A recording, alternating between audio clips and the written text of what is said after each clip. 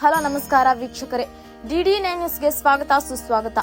ಬಾಗಲಕೋಟೆ ಜಿಲ್ಲೆ ಜಮಖಂಡಿ ತಾಲೂಕಿನ ನಾಗನೂರು ಗ್ರಾಮದಲ್ಲಿ ಪಿಕೆಪಿಎಸ್ ಬ್ಯಾಂಕಿನವರು 76ನೇ ಗಣರಾಜ್ಯೋತ್ಸವವನ್ನು ಅದ್ದೂರಿಯಾಗಿ ಆಚರಿಸಿದರು.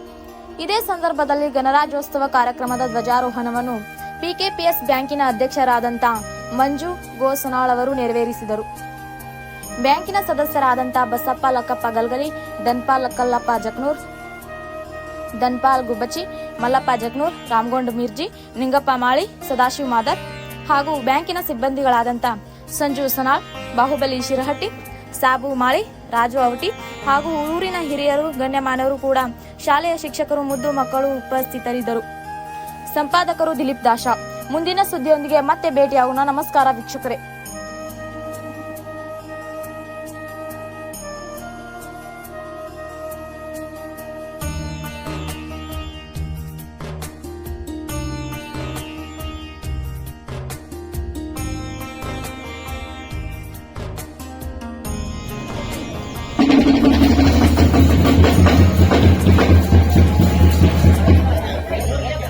Yeah.